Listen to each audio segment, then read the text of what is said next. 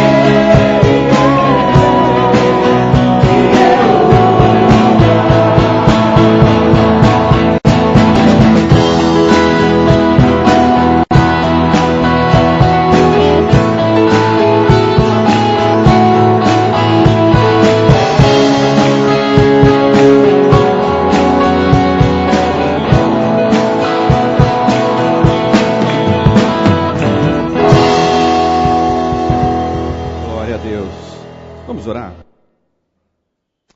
Pai querido, obrigado porque o Senhor nos trouxe até aqui.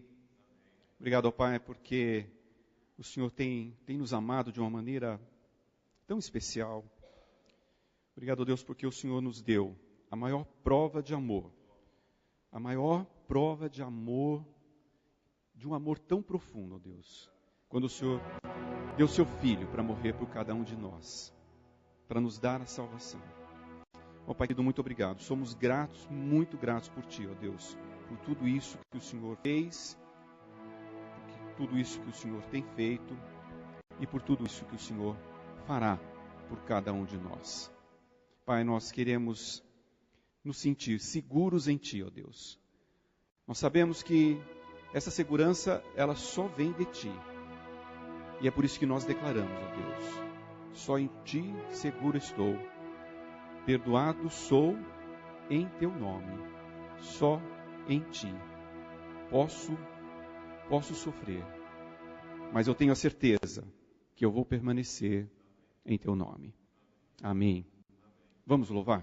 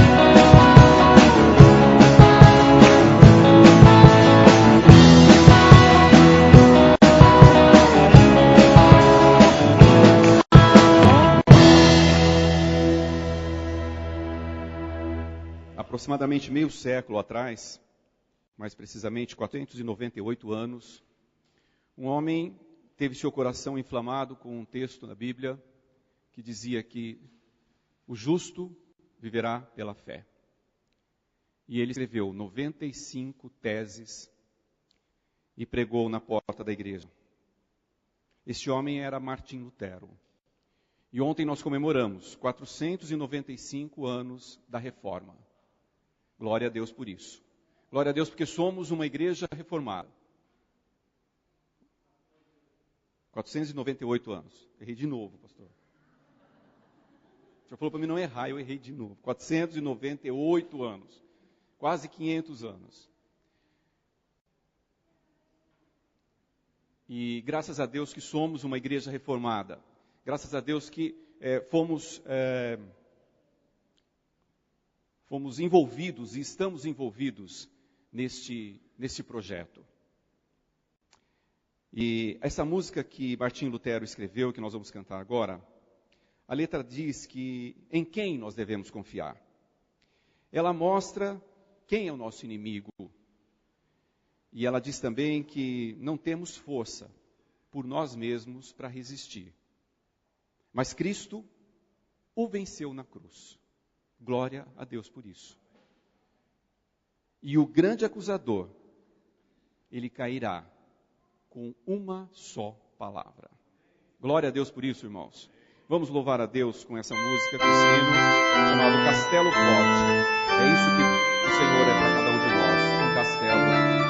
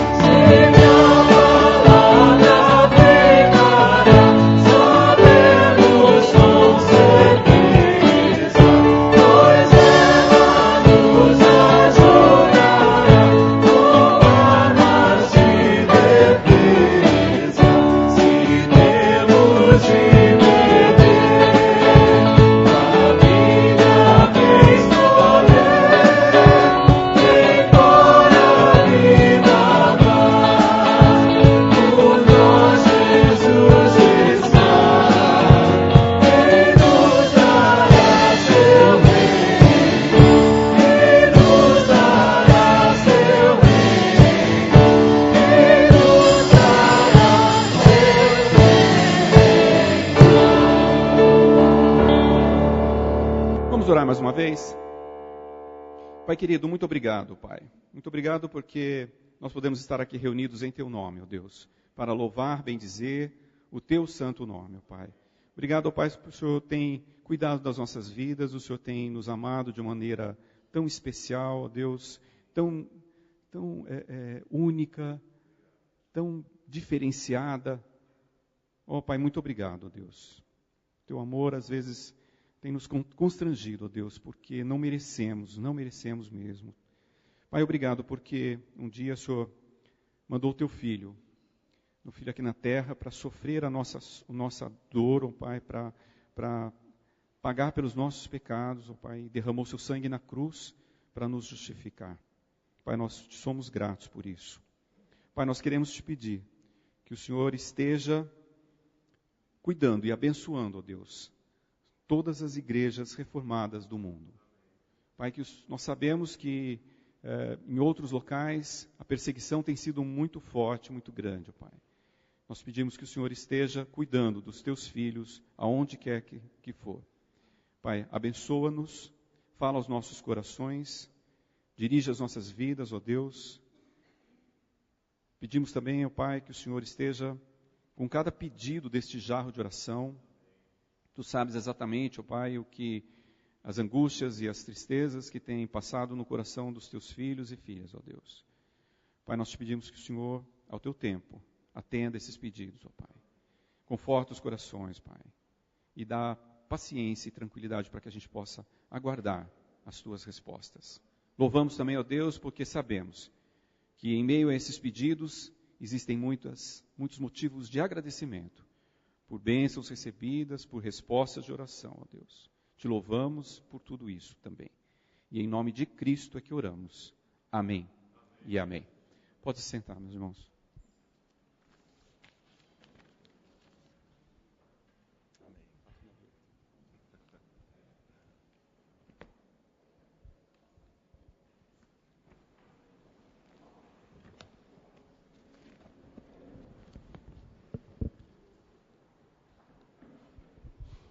Boa noite, meus queridos. Graça e paz do Senhor Jesus, amém? Que bom nos encontrarmos aqui novamente. Eu espero que você tenha passado uma semana de paz, uma semana de bênçãos, de alegrias, um domingo hoje repleto da presença do Senhor, sendo tão abençoado quanto a terra que tem recebido a chuva, que venham também chuvas de bênção sem medida do Senhor sobre a nossa vida, sobre a nossa família e igreja sempre, viu? Nós temos falado desde domingo passado e vamos durante esse mês de novembro falando sobre os ilustres desconhecidos, lembrando que todas as mensagens ficam disponíveis no site da igreja depois. Então, se você não ouviu a mensagem de domingo passado, ou mesmo gostaria de recomendar a mensagem para alguém, é a oportunidade que você tem de fazer isso através do site, tá ok? Domingo passado nós falamos a respeito de 2 ilustres desconhecidos. Nós falamos sobre Aimaas e o etíope, 2 homens que, de maneira diferente, colocaram a sua vida à disposição para o uso do Senhor. E entendemos também a importância de sermos reconhecidos diante do Senhor como filhos dele. Não importa ser reconhecido por ninguém. O mais importante é sermos reconhecidos pelo Senhor como filhos dele. Como Jesus mesmo foi reconhecido na ocasião, no momento em que foi batizado. E hoje nós vamos conhecer mais um ilustre desconhecido. O nome dele é Obadias. Mas não é Obadias dos profetas, os profetas menores principalmente. Há um livro na Bíblia chamado Obadias. Na última parte do Antigo Testamento, num bloco de livros chamados Profetas Menores. É um pequeno livro, que tem apenas 21 versículos. Um livro bacana para você ler. Mas não é desse Obadias que nós estamos falando. Aliás, alguns comentaristas bíblicos dizem, inclusive, que o Obadias, o texto que nós vamos ler, é justamente o Obadias do livro. Mas, primeiro, que não tem como a gente comprovar isso efetivamente, e segundo, que não é aquilo que mais importa hoje para a nossa reflexão aqui. Só para vocês terem uma ideia, a Bíblia contém pelo menos 9 personagens diferentes que se chamam Obadias. Homens que quase que passam desapercebidos à nossa leitura, mas homens a quem Deus usou também para que os propósitos deles se cumprissem. Na verdade, esse deve ser mesmo o grande objetivo da nossa vida, né? Compreendemos que se a vontade de Deus tem sido feita em nós e através de nós também. Porque isso se tem acontecido, nós poderemos chegar ao final da vida, olhar para trás e dizer, valeu a pena. Independente das conquistas, independente das vitórias, independente dos apertos, das lutas, seja lá como tiver sido a nossa história. Mas se nós chegarmos ao final da vida entendendo que a nossa vida foi usada para que os propósitos de Deus se cumprissem por meio de nós, então seguramente a gente pode reconhecer que valeu a pena. Então eu quero convidar você para abrir sua Bíblia no primeiro livro dos Reis, capítulo 18. Se você quiser acompanhar pela tela também fique à vontade. É um dos momentos da vida do profeta Elias. Num tempo de profunda crise na vida da nação, mas ao mesmo tempo também um momento de muitas vocações e chamados proféticos na vida do povo de Deus, nesse momento da sua história. Primeiro livro dos Reis, capítulo 18, eu lerei até o versículo de número 16.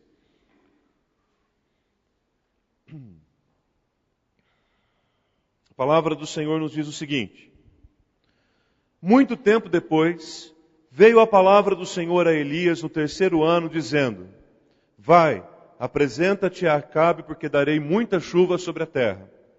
Partiu, pois, Elias a apresentar-se a Acabe, e a fome era extrema em Samaria. Acabe chamou a Obadias, o mordomo.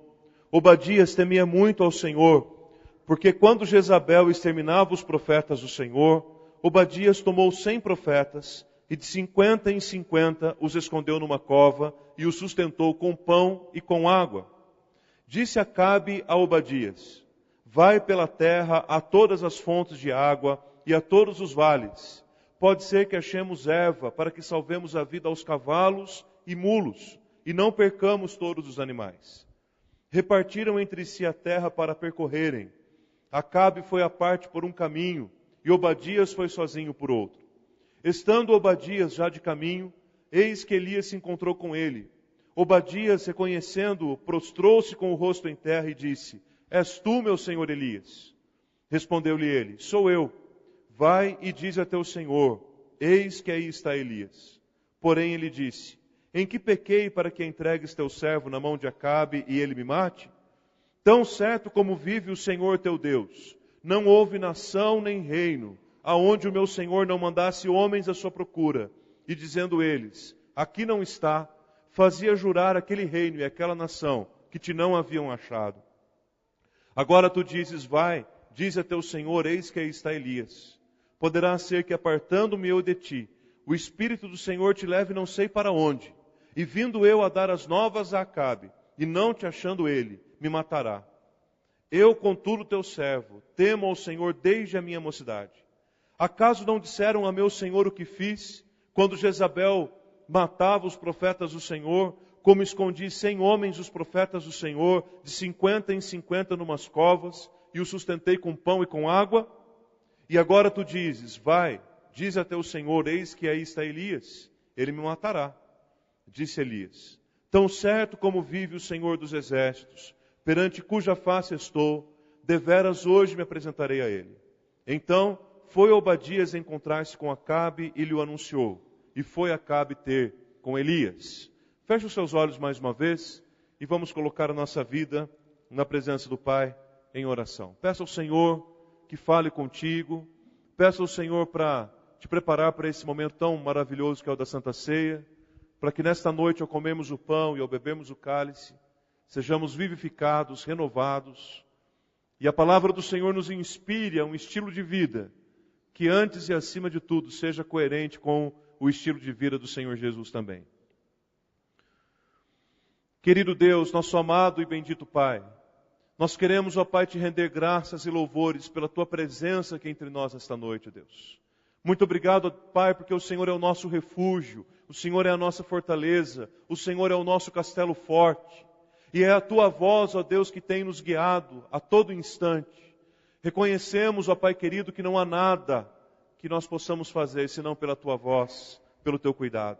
Por isso, Deus, que a Tua voz seja ouvida, que a Tua palavra seja proclamada, que o Teu servo seja usado em Tuas mãos, que a igreja seja edificada na Tua presença, e que nesta noite o Senhor nos alimente pela palavra, nos alimente pelo pão, pelo cálice, e renove, ó Pai, as disposições do nosso coração, para confiarmos em Ti, para andarmos na Tua presença, e para fazermos, ó Deus, toda a Tua vontade para as nossas vidas. Escuta, Senhor, a nossa oração, e tem misericórdia de nós. É o que nós Te pedimos, e agradecidos oramos, no nome santo e bendito de Jesus. Amém e amém, Senhor.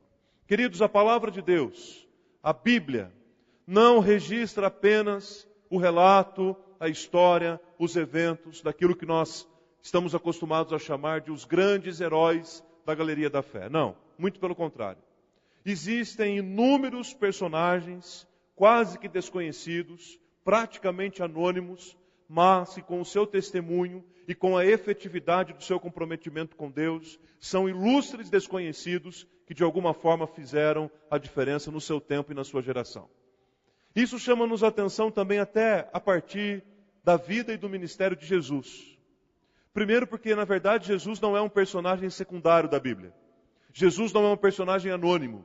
Seguramente Jesus não está entre aqueles que nós estamos chamando aqui nesses domingos de ilustres desconhecidos. Pelo contrário, Jesus é o personagem central da revelação bíblica. Jesus é o personagem central da revelação de Deus. Jesus é o personagem central do grande projeto de Deus para a salvação. No entanto, quando olhamos para o ministério de Jesus, nós encontramos um homem que estava completamente envolvido, engajado com a sua missão e comprometido com pessoas anônimas, pessoas pecadoras, pessoas que poderiam ser consideradas sem importância alguma para a sociedade. Vemos em Jesus, por exemplo, um homem que, mesmo sendo uma das pessoas da Trindade, nasceu e viveu dentro das limitações humanas. Vemos em Jesus alguém que era sujeito aos seus pais, mesmo sendo onipotente. Vemos em Jesus, por exemplo, um homem que se dispôs a aprender e cumprir o cotidiano de um carpinteiro, mesmo tendo em sua agenda o grande propósito da salvação. Vemos em Jesus um homem que frequentava a sinagoga para zelar pela sua vida e crescimento espiritual, mesmo sendo o alfa e o ômega. Vemos no ministério de Jesus, que não foi construído ao lado de pessoas importantes e ilustres, mas ao lado de gente simples, humilde, anônima, pecadora. Vemos no ministério de Jesus um homem que nasceu numa manjedoura humilde e fez o seu principal púlpito numa pequena sinagoga de Nazaré, um lugar completamente sem importância e desconhecido. Mesmo assim, ele foi considerado como alguém que tem autoridade superior à autoridade dos escribas, que eram os grandes responsáveis pelo ensino naqueles dias.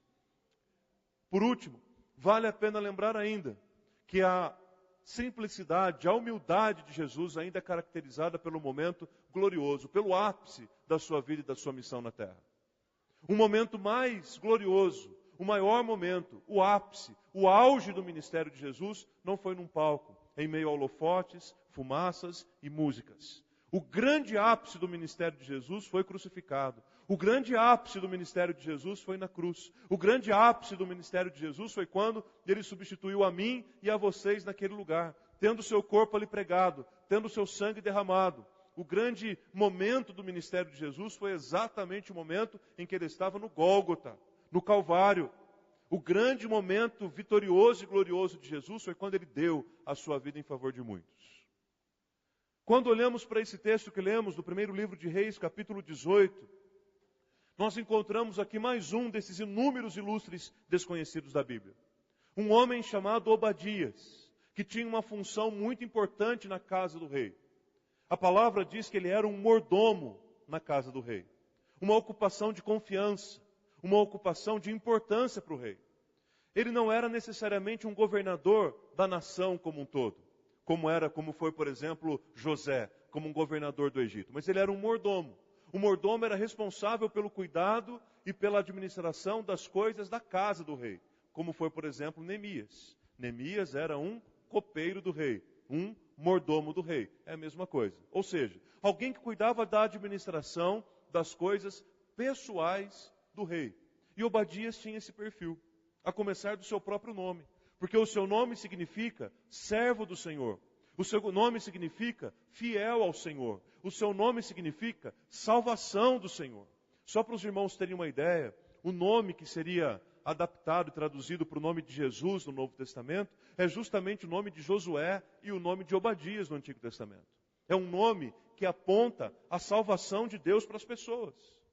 Agora vejam que interessante, porque o desconhecido Obadias está entre duas figuras das mais reconhecidas do Antigo Testamento. Por um lado, estava a figura de Acabe, o rei, casado com Jezabel. Um casal que foi responsável pelas maiores atrocidades possíveis durante o seu reinado. Um casal que durante o seu reinado afastou completamente o povo de Deus. Um casal que tinha o hábito, a prática de perseguir, de oprimir, de matar os próprios homens de Deus. E por outro lado, estava o profeta Elias, homem de Deus, homem chamado pelo Senhor para profetizar nesse tempo, homem poderoso em obras, homem que viveu e profetizou num tempo extremamente duro para a nação de Israel, basicamente por 4 razões. Primeiro, porque havia uma idolatria dominante na nação. E muito dessa idolatria foi justamente debaixo da permissividade, da intencionalidade de Acabe e de Jezabel. Se vocês lerem a Bíblia, os capítulos anteriores, descobrirão que um dos reis que antecederam Acabe foi o rei Asa. E o rei Asa foi responsável por uma grande reforma religiosa que aconteceu no seu tempo, purificando a casa do Senhor, tirando da casa do Senhor Baal, postes ídolos, Baalins. Tanto que quando se fala em reforma protestante, por exemplo, no século XVI, logo se remete à reforma religiosa que Asa promoveu naquele tempo. Ele foi responsável por uma grandiosa purificação na casa do Senhor. No entanto, Acabe e Jezabel permitiram que tudo aquilo voltasse. Fizeram do lugar de adoração ao Senhor um lugar de adoração a Baal. Blasfemavam contra o nome de Deus. E o povo, com medo, por conta da opressão real, se submetia àquilo tudo. E muitas pessoas voltaram as costas para Deus. E muitas pessoas deixaram de olhar para o Senhor como o Criador e o sustentador de todas as coisas. Porque simplesmente se renderam e passaram a adorar outros deuses que não o Senhor. Segundo, porque aqueles dias também eram marcados por uma imoralidade sexual dominante, muito grande. As pessoas eram promíscuas. O culto a prostituição cultual era uma prática comum. As pessoas não tinham mais nenhum cuidado com relação à sua própria moralidade. Havia uma entrega do corpo que foi criado para glorificar e honrar a Deus, mas que agora estava sendo utilizado para desonra, para vergonha do nome dele mesmo. Em terceiro lugar, o povo vivia naquela época um momento em que não havia lei na terra. Cada um fazia aquilo que achava que era o mais correto. Um resquício ainda do período dos juízes. E, consequentemente, a criminalidade e a violência corriam soltas no meio do povo. As pessoas viviam presas nas suas próprias casas porque temiam a criminalidade, a bandidagem dessa geração. Por último, a nação ainda enfrentava uma caça, uma perseguição, tortura, aprisionamento e matança dos profetas e dos homens de Deus. Os homens de Deus eram intencionalmente caçados, torturados, presos e mortos, para que a voz de Deus justamente se calasse naqueles dias. E talvez olhando para essas 4 características, queridos, vocês talvez perguntem no seu próprio coração: pastor, o senhor está descrevendo a nação de Israel 700 anos antes de Cristo, ou o senhor está descrevendo o Brasil em 2015? Porque nós também estamos envolvidos, a nossa sociedade também está envolvida dentro de um contexto em que o nome do Senhor tem sido esquecido e abandonado. Onde há uma imoralidade sexual e o corpo perdeu o valor de uma forma tão absurda. Onde não há lei, ou a eficácia da lei não se aplica de tal forma que o cidadão tem que ficar dentro da sua casa trancado e os bandidos saem soltos pela cidade cometendo atrocidades. Onde ainda servos de Deus, homens de Deus, igrejas de Deus têm sofrido uma intensa perseguição. E talvez você esteja dizendo assim: pastor, ainda bem que a gente mora no Brasil, porque no Brasil não tem perseguição religiosa. Será? Perseguição religiosa não é aquela apenas em que se caça, prende, tortura e mata um homem de Deus, ou fecha as portas de uma igreja. A perseguição religiosa, ela pode ser também ideológica. E nesse sentido, eu creio que nós estamos atravessando um dos períodos de maior perseguição para a igreja evangélica no Brasil. Além disso, vale a pena a gente levar em consideração que nesse mesmo momento em que nós estamos aqui, bem vestidos, sentados num templo claro, iluminado, confortável, recebendo todo mundo aqui, nesse mesmo momento em que nós estamos fazendo isso aqui, muitos irmãos e irmãs nossas estão morrendo em volta do mundo todo por causa da perseguição. E eu não estou dizendo no sentido figurado, isso é real. Cristãos têm sido presos, enterrados ou queimados vivos por conta da grande perseguição religiosa que ainda há nos nossos dias. Por tudo isso que a nação estava enfrentando, Deus levanta o profeta Elias para profetizar, para dizer que durante 3 anos não cairia naquela terra, meus irmãos, nenhuma gota de chuva. Imaginem vocês. Nenhum orvalho sequer, o profeta diz no capítulo 17, nenhum orvalho sequer cairia naquela terra. E isso, sem dúvida alguma, provocou um caos muito grande. Por quê? Primeiro porque sem água as pessoas perderiam um item, um elemento essencial para a sua própria sobrevivência. As pessoas tinham sede e não tinham água boa para beber. Segundo, porque sem a chuva, por 3 anos, a terra não era regada também. E terra sem receber esse refresco que a chuva traz, como a gente tem visto nesses dias, ela não produz nada. É uma terra seca. Consequentemente, as pessoas ficaram também sem alimento. Vale lembrar ainda que a água é um elemento indispensável para o cuidado do corpo, para a higiene. E o povo passou 3 anos com escassez de água.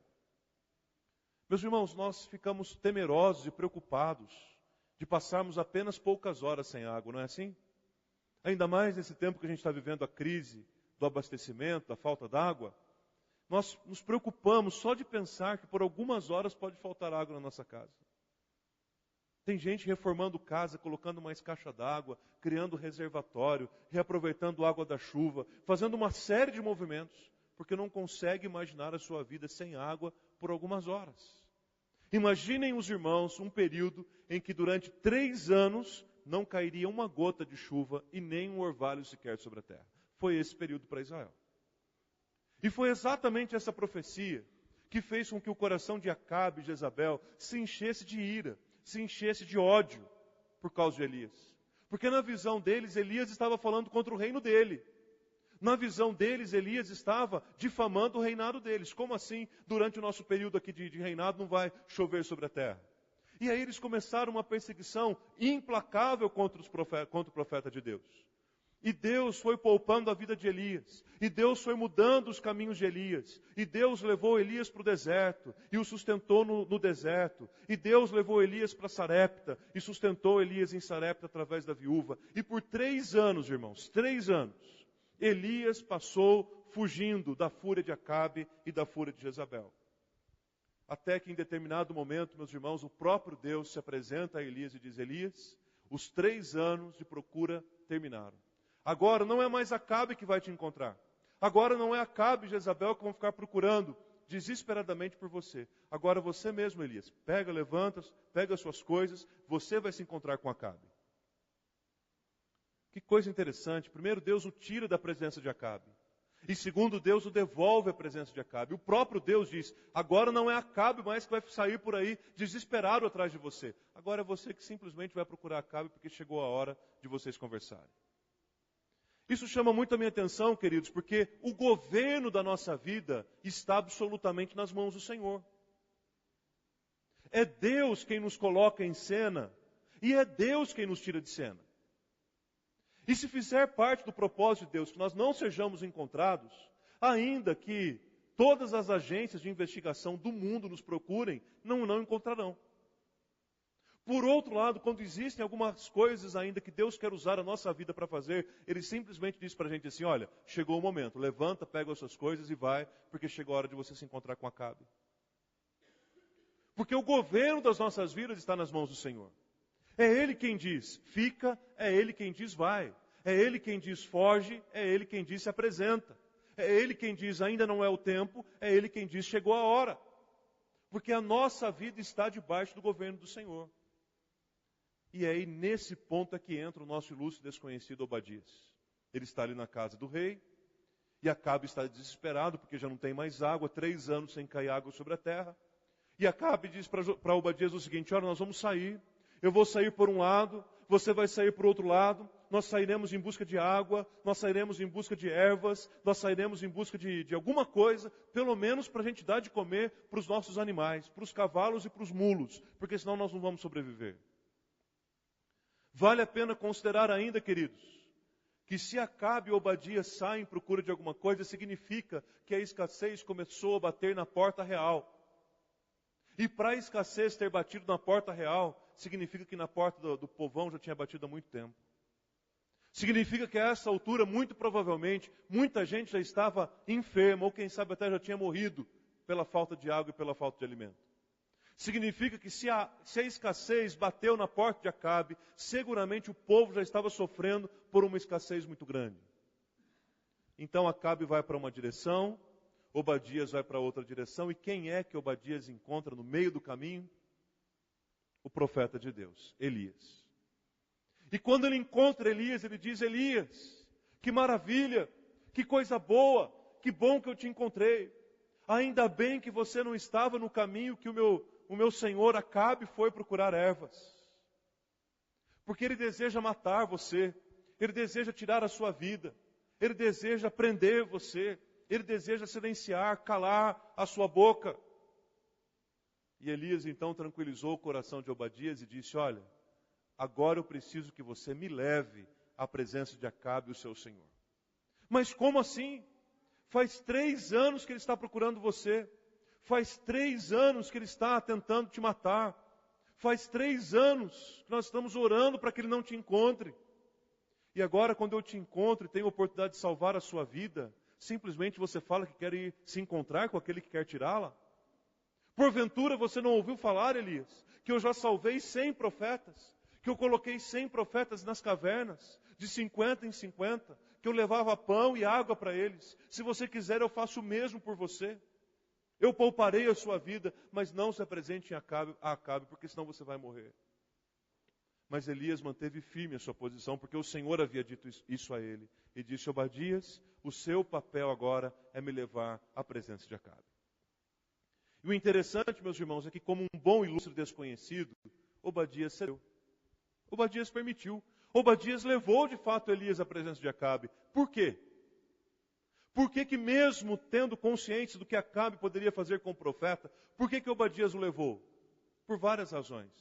Mas principalmente porque Obadias era um homem fiel, era um homem temente a Deus, era um homem que confiava no poder do Senhor. E ele tinha plena certeza de que o Senhor estava conduzindo os passos do profeta e que de alguma forma Deus proveria o livramento para a vida de Elias. E é por isso que Obadias o levou. E aí quando você continua lendo o capítulo 18, o que é que nós encontramos a partir do versículo 20? Elias e os profetas de Baal, no monte chamado Carmelo. E aí vocês sabem muito bem o que aconteceu. O profeta solitário, perseguido e à beira de ser morto, tem a possibilidade de ver 450 profetas morrerem, porque Baal não os respondeu. Por quê? Porque Obadias o levou à presença de Acabe. Então, meus irmãos, eu penso, quando eu olho para Obadias, eu vejo um homem que eu preciso ser. Quando eu olho para Obadias, eu vejo uma pessoa que você precisa ser, meu irmão, minha irmã. Quando eu olho para a missão de vida de Obadias, eu vejo que é a missão que a igreja precisa ter. Que é de sermos homens e mulheres tão conectados com a vontade do Senhor, que nós simplesmente nos satisfazemos em que a vontade de Deus se manifeste através da nossa vida. Que sejamos úteis. Ainda que o nosso nome não seja conhecido por ninguém, mas que o nome do Senhor e o propósito do Senhor se manifestem em toda a terra. Quais são as características de Obadias da nossa geração? Quais são as características de homens e mulheres que se colocam assim nas mãos do Senhor para que isso aconteça também através das suas vidas? Eu quero dar 3 sugestões para vocês. Primeira delas, servos que deixam o seu nome na história. Servos que se colocam inteiramente à disposição do uso de Deus. Servos que realmente estão preocupados em tornar o nome do Senhor conhecido e o seu diminuído. São homens e mulheres que vivem a dinâmica do reino de Deus na cultura do mundo em que estão inseridos. Servos que deixam o seu nome registrado na história, úteis nas mãos do Senhor, são homens e mulheres que vivem a dinâmica do reino dentro da cultura do mundo. Isso sabe o que significa? Isso significa estar inserido no mundo, mas não pertencer ao mundo. É isso. Por isso que na oração sacerdotal do Evangelho de João, capítulo 17, Jesus faz o seguinte pedido a respeito dos seus discípulos, não naqueles dias, mas para todas as gerações, inclusive nós. Jesus diz assim: eu não peço que o Senhor os tire do mundo, mas eu peço que o Senhor os livre do mal. E essa é uma crise que às vezes nós carregamos no nosso coração como discípulos de Jesus, principalmente quando a gente pensa nas atrocidades que acontecem ao nosso redor, muitas vezes nós perguntamos assim: Senhor, por que naquele momento em que Jesus entrou no meu coração, por que naquele momento que Jesus me encontrou, por que naquele momento salvífico da minha história, por que eu não fui arrebatado? Se Jesus me salvou, e a expectativa que eu tenho é a expectativa de viver eternamente com Ele, por que aquilo não aconteceu de imediato? Já parou para pensar isso? Ah, seria tão bom se a gente aceitasse Jesus e fosse levado para a eternidade. Mas será que é esse o propósito de Deus mesmo? Claro que não. A oração de Jesus diz isso claramente: não peço que os tires do mundo, eu peço que os mantenha no mundo, porque no mundo eles têm uma missão. Então, queridos, nós estamos inseridos dentro do mundo, mas não significa que nós devemos viver de acordo com os rudimentos dele. Nós estamos inseridos aqui, nós temos o nosso trabalho, temos nossos compromissos, temos contas a pagar, temos responsabilidades a assumir, temos uma série de demandas para fazer, que são características do mundo, do tempo que se chama hoje. No entanto, é possível viver a cultura, ou melhor, a dinâmica do reino na cultura do mundo. A grande pergunta que surge aqui, na leitura desse texto, talvez você tenha ficado inculcado com isso também, mas me chama muita atenção. A grande pergunta que eu faço aqui é o que um homem, com a fidelidade, com o zelo, com o amor, com o compromisso com Deus que ele tinha, como Obadias, o que ele estava fazendo na casa de Acabe? Você nunca parou para pensar, para perguntar isso? A Bíblia fala que Obadias era fiel, Obadias era temente, Obadias era homem de Deus. A grande pergunta é, por que ele aceitou um emprego na casa de Acabe? Um dos reis mais perversos, perseguidor de profetas. Para mim fica óbvio a razão pela qual Acabe contratou Obadias. Porque ele precisava de um mordomo, um administrador, um cara fera. Um cara que entendesse aquilo que está fazendo, e fosse justo, e fosse fiel. Porque ele não podia ter um mordomo que roubasse ele mesmo. Então, para mim, está claro porque foi que Acabe chamou Obadias. Mas talvez a gente possa perguntar por que foi que Obadias aceitou a proposta de emprego do rei. Eu tenho algumas possibilidades para isso. Primeiro, eu creio que Obadias aceitou a proposta do rei, porque Obadias era o cara. Ele era fiel. Ele era temente a Deus, ele era o homem certo, para o lugar certo, na administração do reino, das coisas da casa do rei. Ah, meus irmãos, que bom seria se os nossos governantes viessem procurar aqui dentre nós, homens e mulheres capazes, cheios do Espírito Santo, gente justa, gente séria, gente honesta para cuidar das coisas do nosso município, do nosso país. Quanto é importante o nosso testemunho no mercado de trabalho, no ambiente de trabalho, no lugar onde Deus nos plantou. A sociedade está à procura de homens e mulheres sérios, que administrem bem, que não roubam, que não fraudam. E que bom seria se os crentes fossem reconhecidos assim. Ah, eu preciso de um secretário de confiança, eu preciso de um administrador de todas as minhas riquezas, eu preciso de alguém que cuide de tudo aquilo que eu tenho. É óbvio, eu vou procurar numa igreja. É óbvio, eu vou procurar entre os crentes. Porque se tem gente zelosa e fiel, que não rouba, que não frauda, na sociedade são os discípulos de Jesus.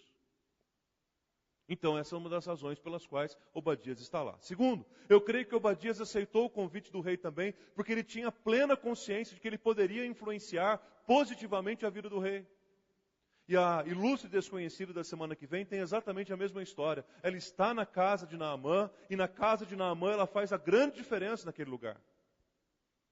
Obadias tinha aquele sentimento no seu coração de que ele poderia influenciar positivamente Acabe e Jezabel. Por isso que ele estava lá.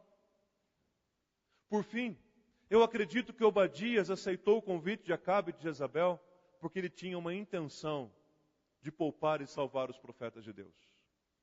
Ele tinha consciência de que os profetas de Deus estavam sendo mortos pelo rei. E estando na casa do rei, ele teria condições de proteger melhor os pregadores da palavra, os profetas, os homens que anunciavam o reino de Deus naqueles dias. Percebem? O grande problema, gente, é o problema da alienação. Tanto para o reino de Deus, quanto para a cultura do mundo.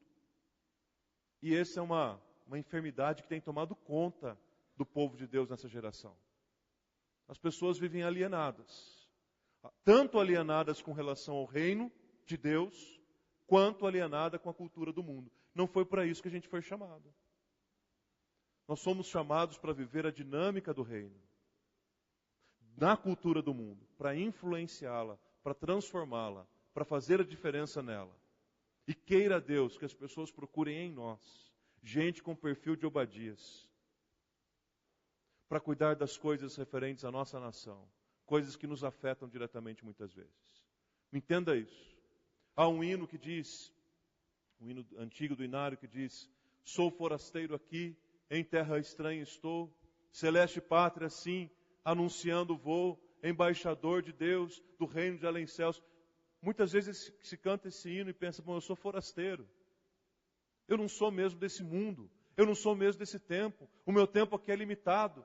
Então eu posso viver aqui de modo indiferente, porque o que eu estou enxergando mesmo é a eternidade. Cuidado, talvez você não tenha entendido bem nem o que significa viver com Cristo aqui, e o que é pior, nem o que significa viver com Cristo na eternidade. Cuidado. No tempo em que Deus nos colocou aqui, Ele quer que nós frutifiquemos aqui, porque senão eu creio que de fato nós teríamos sido arrebatados no momento em que Cristo nos alcançou. Segundo, eu diria para vocês que servos que deixam o seu nome na história, irmãos, têm uma capacidade muito específica de enxergar nos momentos das crises uma grande oportunidade se abrindo diante dele. Servos que deixam o seu nome na história, que colocam a sua vida à disposição para que os propósitos de Deus se cumpram nele e através dele. São homens e mulheres que conseguem enxergar nas crises as grandes oportunidades da vida. E é interessante falar sobre crise, porque se tem uma palavra que a gente tem ouvido nesses últimos 2 anos, é a palavra crise. Crise econômica, crise política, crise financeira, crise disso, crise daquilo. E é muito provável que se nessa semana você leu um jornal, uma revista, assistiu um telejornal, é muito provável que você tenha tido contato em algum momento com essa informação a respeito da crise. Tanto que normalmente, ultimamente, eu tenho me policiado para que no púlpito eu nem use muito essa palavra, porque quando fala em crise, o povo já desanima. Porque a gente passa a semana inteira ouvindo sobre crise. Aí chega domingo na igreja, buscando um refrigério, um alento para o nosso coração, e o pregador está falando do quê? Crise. Só que eu preciso dizer para vocês da oportunidade. Das portas que Deus abre quando nós estamos atravessando os momentos mais difíceis da nossa vida. E foi justamente isso que aconteceu na vida, no tempo de Obadias. Sabe por quê, irmãos? Porque o período ali era caótico mesmo. A idolatria tinha tomado conta, a imoralidade sexual dominando, os profetas de Deus sendo executados, violência nas praças, diante de quem quisesse ver. Mas a palavra do Senhor registra que o tempo de reis, Elias e Eliseu, foi o tempo em que houve o maior despertamento de vocações proféticas na história de Israel. Em Reis, nós conhecemos aquilo que se dá o nome de escola profética. Bom, só para os irmãos terem uma ideia, Obadias, por exemplo, um único servo, foi responsável pela proteção de pelo menos 100 profetas. Quantos eram os profetas nesses dias? Não dá para saber. Mas pelo menos 100 profetas foram protegidos e guardados por Obadias. Então, quando a gente se vê no meio da crise, quando a gente sente que a crise está batendo a nossa porta, quando a gente sente que a crise também chegou no nosso bolso e na nossa mesa, nós precisamos colocar mais o nosso foco nas oportunidades que Deus tem dado para a gente nesse momento do que das crises. Porque senão nós não vamos aguentar, irmãos. Além disso, é preciso lembrarmos também constantemente que o que nós estamos atravessando não é pior do que o povo atravessou no Egito. Não é pior do que o povo de Deus passou na Babilônia. Não é pior do que os cristãos viveram debaixo do jugo do Império Romano. Não é pior do que a igreja viveu na Europa nos meados da Reforma Protestante. Não é pior do que nada disso. Pelo contrário, é um tempo de oportunidade de Deus para as nossas vidas. E aí quando você abre, por exemplo, o livro do profeta Isaías, lá no capítulo 6, você encontra ali o chamado de Isaías. Quando Isaías vê o trono de Deus, e vê os serafins, e vê a glória de Deus, e proclama: Santo, Santo, Santo é o Senhor dos exércitos, toda a terra está cheia da sua glória, que maravilha! Mas você já notou qual que é a primeira informação que o capítulo 6 dá no versículo 1? O capítulo 6 começa dizendo assim: no ano da morte do rei Uzias. O rei Uzias foi um homem completamente operoso. O rei Uzias foi um dos reis mais tementes a Deus. O rei Uzias era um homem justo. O rei Uzias lutava as batalhas junto com o povo. O rei Uzias foi um homem que marcou profundamente a perda de Uzias. Foi um baque para a nação. Mas o profeta faz questão de dizer: no ano da morte do rei Uzias, foi o ano que eu vi o Senhor. Por isso, meus irmãos, eu tenho muita segurança e convicção. E eu creio de fato que no ano da morte da economia, no ano da morte da dignidade, no ano da morte da moralidade brasileira, eu creio que o Brasil verá o Senhor. No ano da morte de intensas e profundas crises que nós estamos atravessando, nós veremos o Senhor. Porque eu não quero dar mais atenção para as crises do que para as oportunidades e portas que Deus tem aberto diante de mim. Aquele momento de crise que a nação de Israel enfrentou foi o momento em que Deus mais despertou e levantou profetas no meio da nação. E aí o profeta Isaías também no capítulo 30 diz o seguinte: olha, quando vocês sentirem o desejo de se desviarem para a direita ou para a esquerda, quando vocês não souberem o que fazer, quando o mundo em volta de vocês estiver em completa desordem, quando vocês estiverem completamente perdidos, sem saber o caminho que devem seguir, vocês ouvirão a voz do Senhor atrás dos seus ouvidos, que lhes dirá: este é o caminho, andai por ele. É essa voz que nós precisamos, meus irmãos. Quando nos sentimos perdidos ou desorientados, sem saber se o caminho correto é para a direita ou para a esquerda, ouviremos a voz do Senhor atrás dos nossos ouvidos, que nos diz: meu filho, este é o caminho. Pode ir seguro, ande por ele. Esse é o caminho que eu estou mostrando diante de você. Terceiro, servos que deixam o seu nome na história. Servos que colocam a sua vida à disposição do cumprimento dos propósitos de Deus. São profundamente engajados com causas que acreditam. Obadias se engaja numa causa que teoricamente não tinha nada a ver com ele. Ele não era rei, ele não era sacerdote, muito menos profeta. Ele era um mordomo da casa do rei. A única responsabilidade que ele tinha é cuidar para que não faltasse nada na mesa do rei. Só isso. No entanto, quando ele viu que os profetas de Deus estavam sendo mortos, presos, torturados, o que foi que ele fez? Ele assumiu, ele se engajou numa causa que ele acreditava. Qual era a causa? Poupar a vida dos profetas de Deus. Pegou 100 profetas, de 50 em 50 os escondeu numa caverna. E por alguns dias, Obadias levava para esses homens pão e água, num tempo de escassez de comida e de bebida. Vocês podem imaginar o impacto que isso pode ter tido para uma geração inteira? 100 profetas terem sido poupados, 100 vozes não terem sido caladas pelo rei. Tudo isso porque Obadias abraçou uma causa que não era dele, mas ele se engajou porque acreditava nela. E isso é muito curioso porque a gente vive num contexto em que as pessoas estão muito ensimesmadas, preocupadas com o seu próprio umbigo.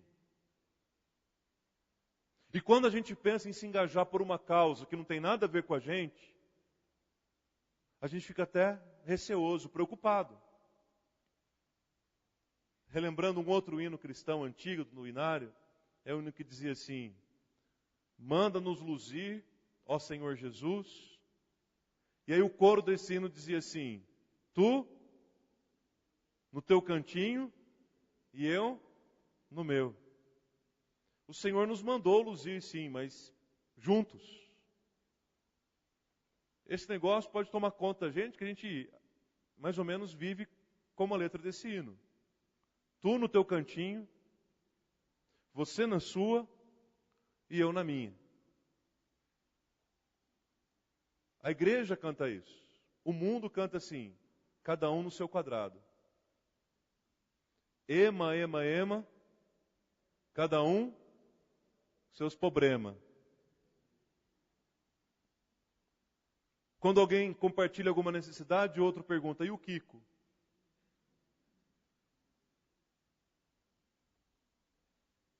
E aí a gente vive aquele dilema, né?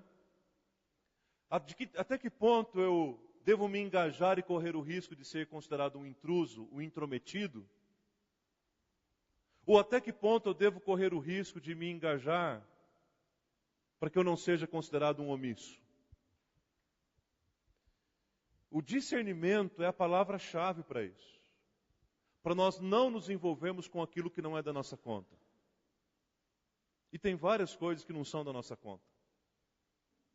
São várias coisas das quais nós vamos ter consciência que a gente não tem nada a ver com elas. E por isso, a gente não foi convidado para meter a nossa colher.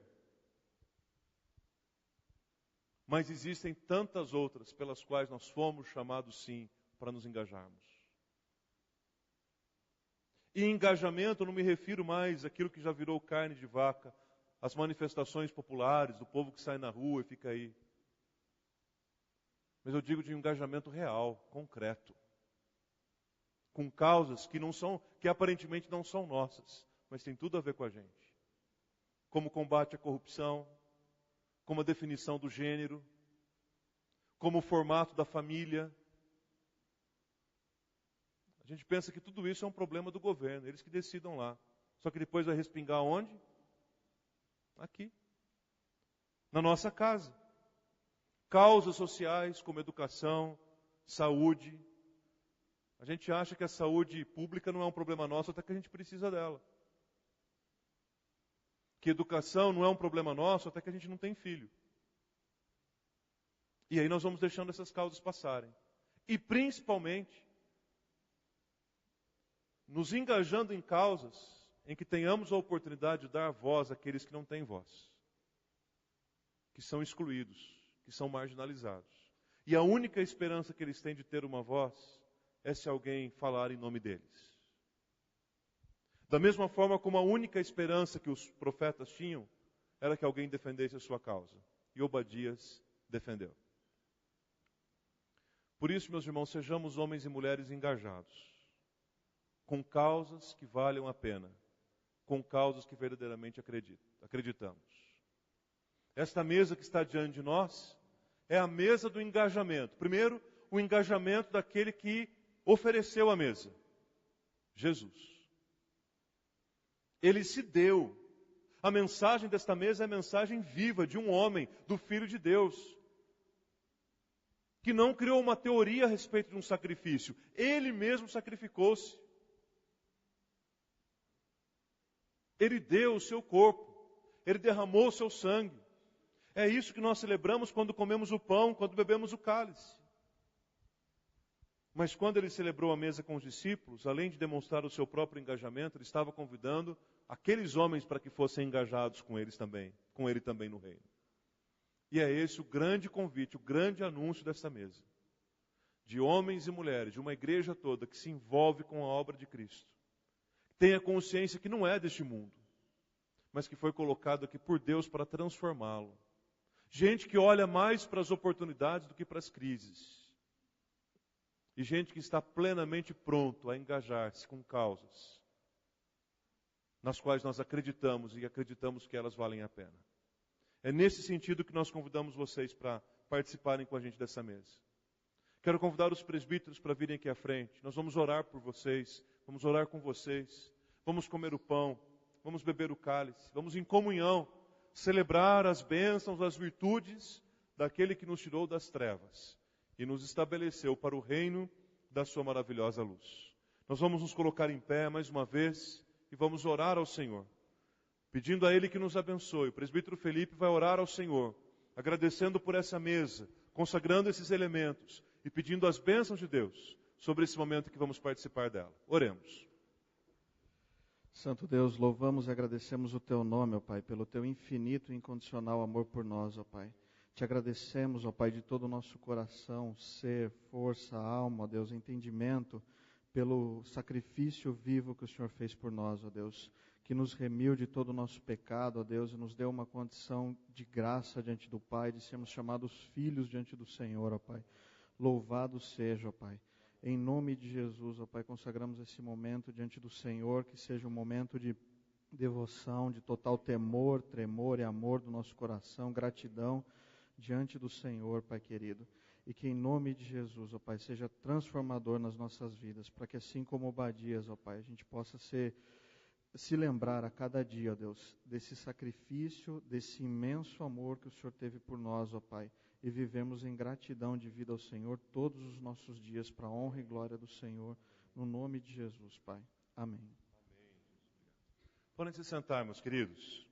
Esta mesa que agora vamos celebrar não é uma propriedade nossa, não. Esta mesa é a propriedade do Mestre. Foi o Mestre Jesus quem a instituiu, quem a consagrou, quem a deu aos discípulos. Esta mesa é um convite da graça do Senhor Jesus para todo aquele que crê, todo aquele que confia no seu poder e amor. Por isso, são convidados a participar desta mesa hoje todos aqueles que primeiramente creram no Senhor Jesus como seu único e suficiente Salvador, e como ato consequente disso foram batizados numa igreja evangélica, e como consequência disso vivem a comunhão do povo de Deus, e celebram o pão e celebram o cálice, entendendo perfeitamente aquilo que ele significa. Porque tudo isso, gente, é cura, é remédio para a nossa alma. Tudo isso é bênção para a gente. E é nesse sentido que eu convido você, para que, à medida que os presbíteros passarem, você se coloque em pé, receba o pão, o cálice, e depois que todos tiverem recebido e servido, nós comeremos e beberemos juntos em oração na presença do Senhor.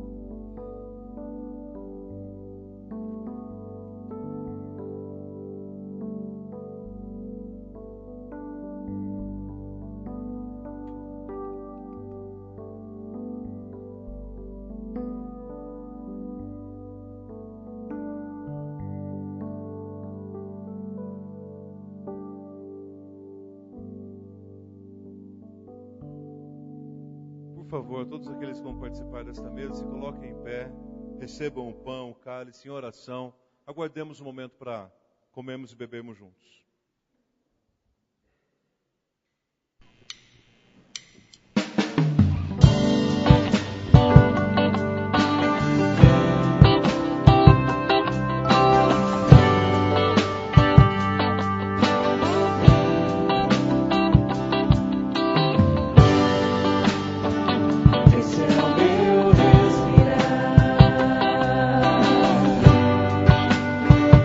Esse é o meu respirar.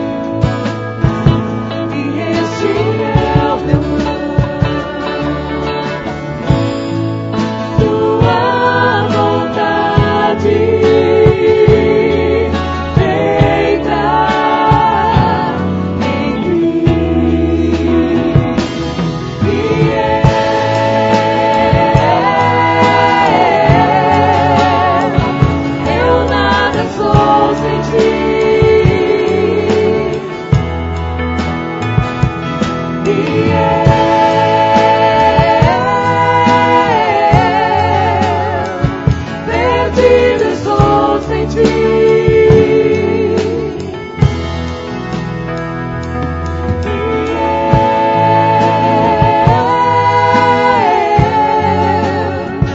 Eu nada sou sem ti.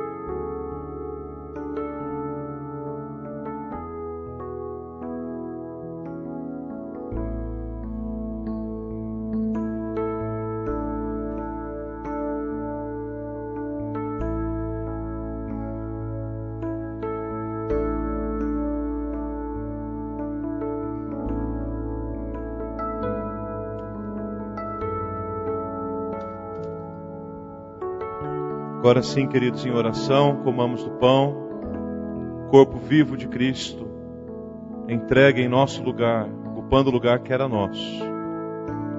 Tomai e comei, disse o Senhor Jesus.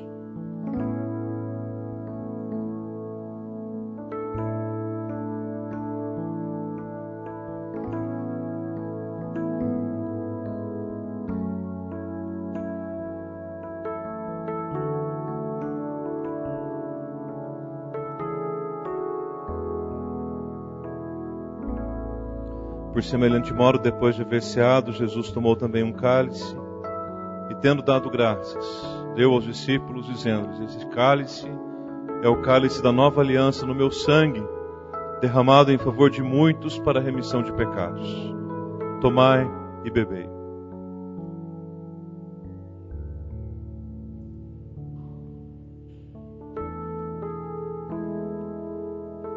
O cálice da vida, o cálice da esperança,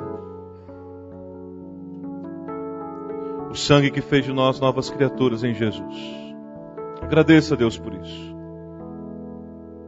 Agradeça ao Senhor por tão grande amor, pelo sacrifício feito, pelo engajamento de Jesus.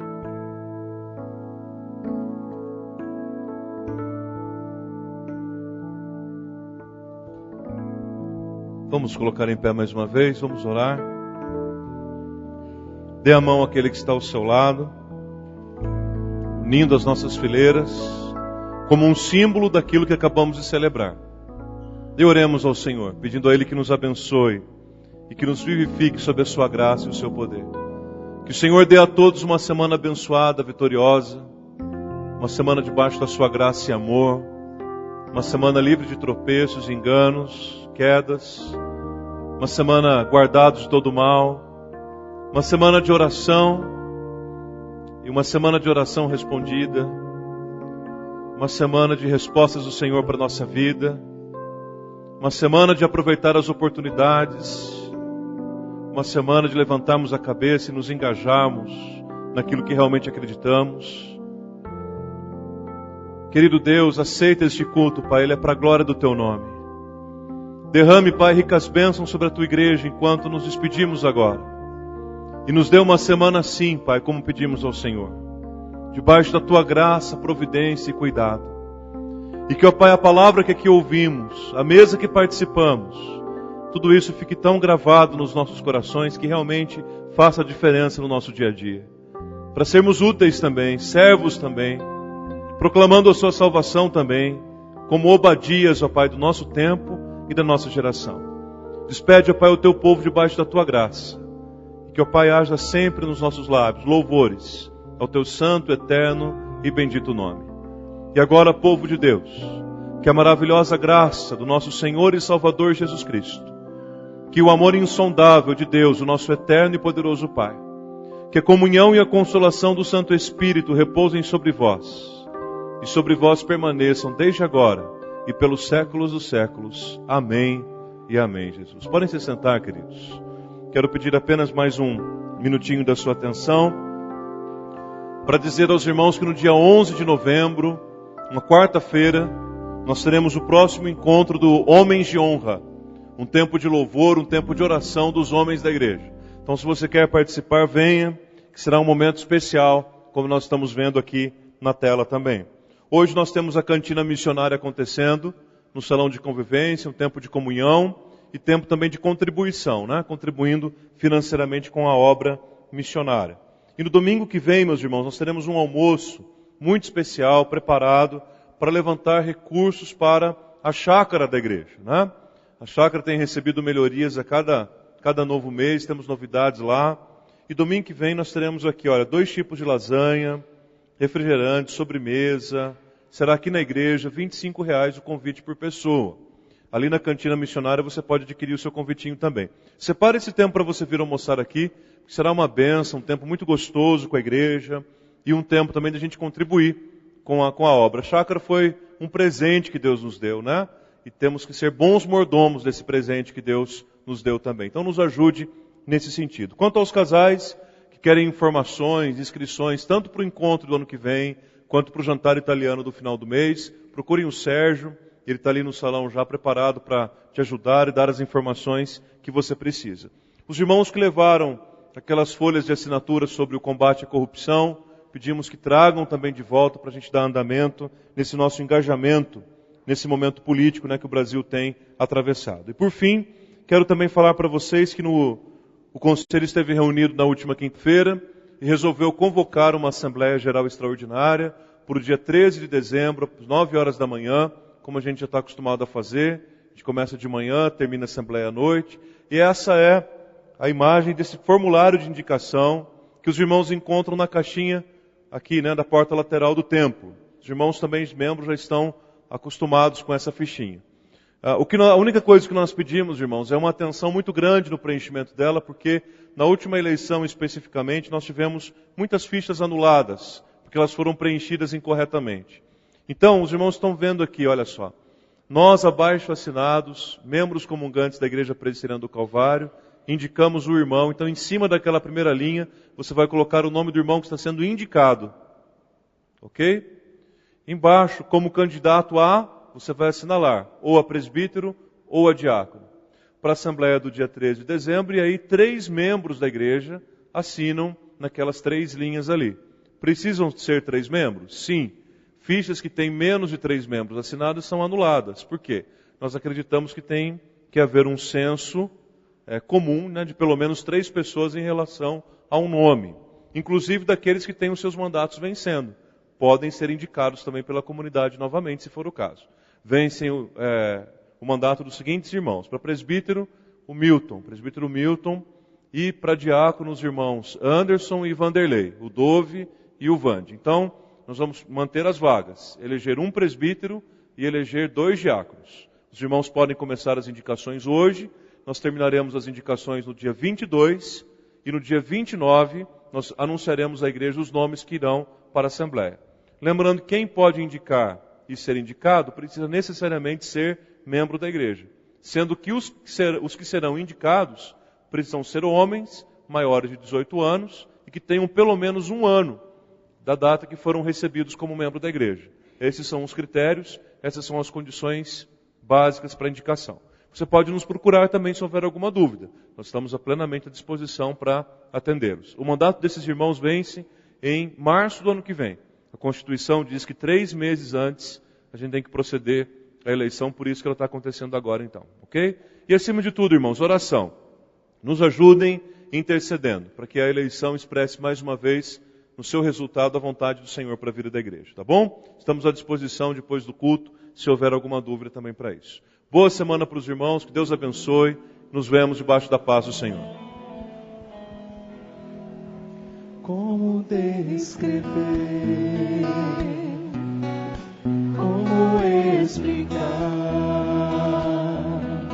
o amor que vai de leste a oeste e nunca mais vai.